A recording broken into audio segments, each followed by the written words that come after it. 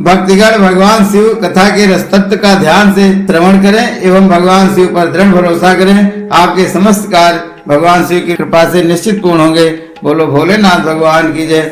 माता पार्वती नंदी बाबा की जय।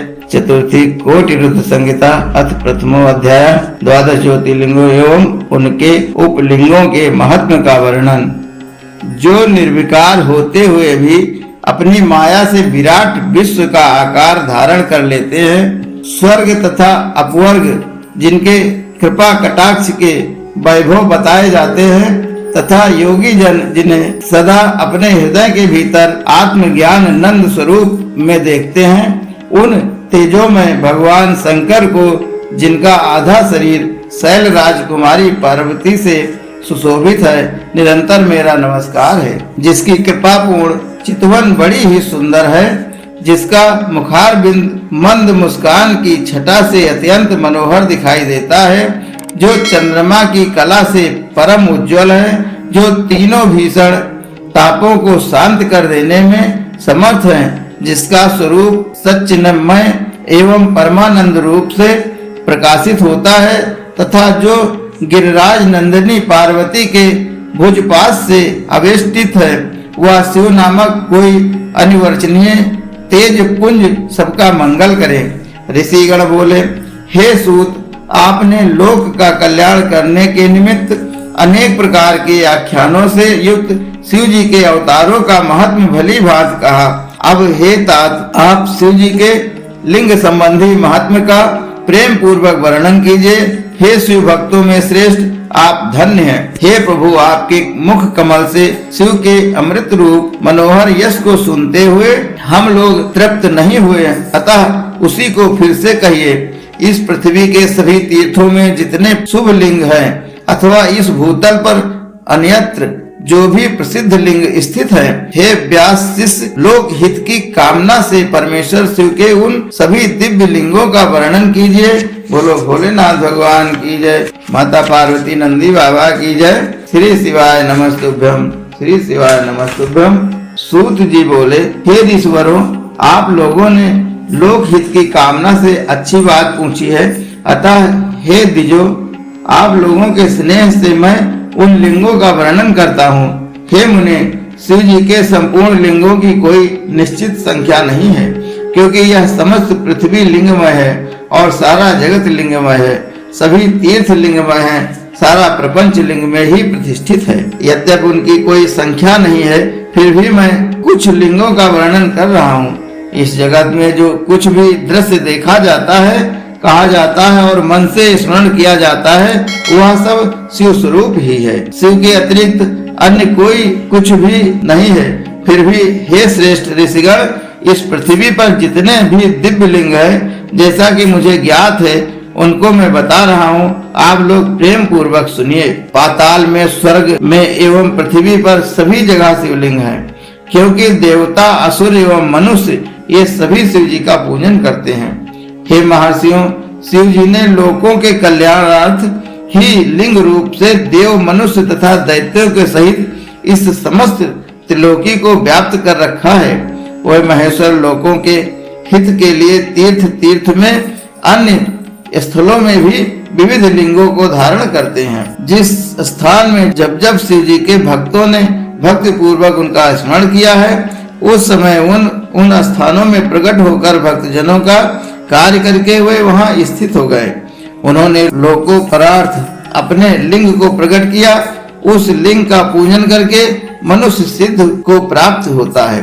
हे द्विजो, पृथ्वी पर जितने लिंग हैं, उनकी कोई गणना नहीं है, फिर भी मैं प्रधान लिंगों को कहता हूँ। प्रधान लिंगों में जो विशेष रूप से मुख्य लिंग है, उनको मैं कहता हूँ, जिनके सुनने से मनुष्य उसी समय पापों से मुक्त हो जाता है। हे मुनि सत्तम, इस लोक में मुख्यों में भी मुख्य जितने ज्योतिर्लिंग हैं, उन्हें मैं इस प्रकार समय कहता हूँ, जिन्हें सुनकर प्राणी पापों से छूट जाता है।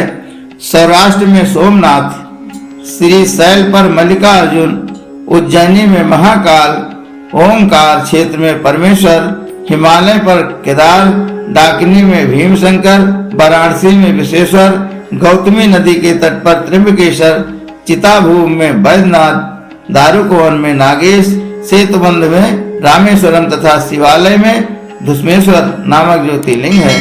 जो प्रतिदिन प्रातः काल उठकर उन 12 नामों का पाठ करता है उसके सभी प्रकार के पाप छूट जाते हैं और उसको संपूर्ण सिद्धियों का फल प्राप्त हो जाता है। हे मुनीश्वरों, उत्तम पुरुष जिस जिस मनोरथ की अपेक्षा करके इनका पाठ करेंगे वह उस मनोकामना को इस लोक में तथा परलोक में प्राप्त करेंगे। और जो शुद्ध अंतःकरण वाले पुरुष निष्काम भाव से इनका पाठ करेंगे वे पुनः माता के गर्भ में निवास नहीं करेंगे। इस लोक में इन लिंगों का पूजन करने से ब्राह्मण आदि सभी वर्णों का दुख नष्ट हो जाता है और परलोक में निश्चित रूप से उनकी मुक्ति भी हो जाती है। इन लिंगों पर चढ़ाया गया प्रसाद सर्वदा ग्रहण करने योग्य होता है। उसे श्रद्धा से विशेष यत्न से ग्रहण करना चाहिए। ऐसा करने वाले समस्त पाप उसी क्षण विनष्ट हो जाते हैं। हे द्विजों, इन ज्योतिर्लिंगों का विशेष फल कहने में ब्रह्मा आदि भी समर्थ नहीं है, फिर दूसरों की बात ही क्या। जिसने किसी एक लिंग का भी 6 मास तक यदि निरंतर पूजन कर लिया उसे पुनर्जन्म का दुख नहीं उठाना पड़ता है। नीच कुल में उत्पन्न हुआ पुरुष भी यदि किसी ज्योतिर्लिंग का दर्शन करता है तो उसका जन्म पुनः निर्मल एवं उत्तम कुल में होता है। वह उत्तम कुल में जन्म प्राप्त कर धन से संपन्न एवं वेद का पारगामी विद्वान होता है। उसके बाद वेदोचित शुभ कर्म करके वह स्थिर रहने वाले मुक्ति प्राप्त करता है। हे मुनीश्वरों, म्लेच्छ, अंत, यज अथवा नपुंसक कोई भी हो, वह ज्योतिर्लिंग के दर्शन के प्रभाव से द्विज कुल में जन्म लेकर मुक्त हो जाता है। इसलिए ज्योतिर्लिंग का दर्शन अवश्य करना चाहिए। बोलो भोलेनाथ भगवान की जय, माता पार्वती नंदी बाबा की जय। हे मुनि सत्तमो, मैंने संक्षेप में इन ज्योतिर्लिंगों के फल का वर्णन किया। अब इनके उपलिंगों को सुनिए। मही नदी तथा सागर के संगम पर जो अंतकेश नामक लिंग स्थित है वह सोमेश्वर का उपलिंग कहा जाता है। भृग कच्छ में स्थित परम सुखदायक रुद्रेश्वर नामक लिंग हो मल्लिकार्जुन से प्रकट हुआ उपलिंग कहा गया है। नर्मदा के तट पर महाकाल से प्रकट हुआ दुग्धेश्वर नाम से प्रसिद्ध उपलिंग है जो संपूर्ण पापों का विनाश करने वाला है। ओंकारेश्वर संबंधी उपलिंग कदर्मेश्वर नाम से प्रसिद्ध तथा बिंदु सरोवर के तट पर स्थित है और यह संपूर्ण कामनाओं का फल देने वाला है। यमुना के तट पर केदारेश्वर से उत्पन्न भूतेश्वर नामक उपलिंग स्थित है जो दर्शन एवं पूजन करने वालों के लिए महापापनाशक कहा गया है। सहस्त्र पर्वत पर स्थित भीमेश्वर नामक लिंग भीम शंकर का उपलिंग कहा गया है। वह प्रसिद्ध लिंग महान बल को बढ़ाने वाला है। विश्वेश्वर से उत्पन्न लिंग शरणेश्वर नाम से प्रसिद्ध हुआ। त्र्यंबकेश्वर से सिद्धेश्वर लिंग प्रकट हुआ तथा बैद्यनाथ से बैजनाथ नामक लिंग का प्राकट्य हुआ। मल्लिका सरस्वती के तट पर स्थित एक अन्य भूतेश्वर नाम का ही शिवलिंग नागेश्वर से उत्पन्न उपलिंग कहा गया है जो दर्शन मात्र से पापहारी है। रामेश्वर से जो प्रकट हुआ वह गुप्तेश्वर और धुष्मेश्वर से जो प्रकट हुआ वह व्याघ्रेश्वर कहा गया है। हे ब्राह्मणों, इस प्रकार मैंने ज्योतिर्लिंगों तथा उनके उपलिंगों का वर्णन किया।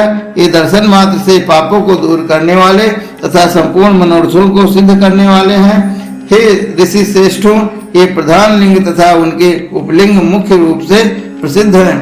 अब अन्य प्रसिद्ध लिंगों को भी सुनिए। बोलो भोलेनाथ भगवान की जय, माता पार्वती नंदी बाबा की जय। श्री शिवाय नमस्तुभ्यम, श्री शिवाय नमस्तुभ्यम। हर हर महादेव, हर हर महादेव, हर हर महादेव।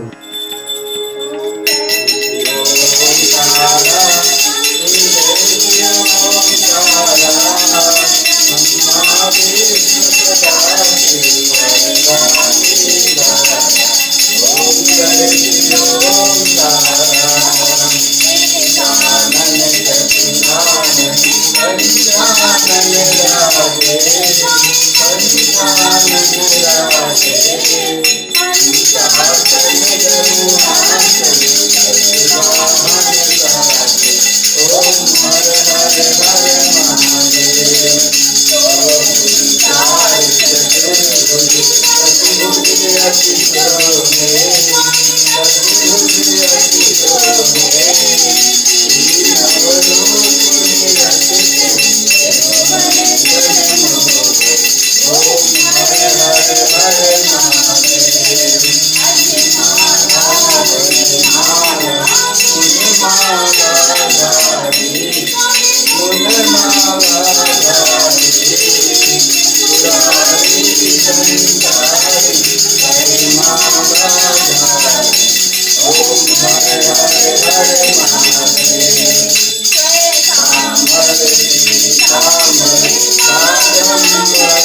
ओम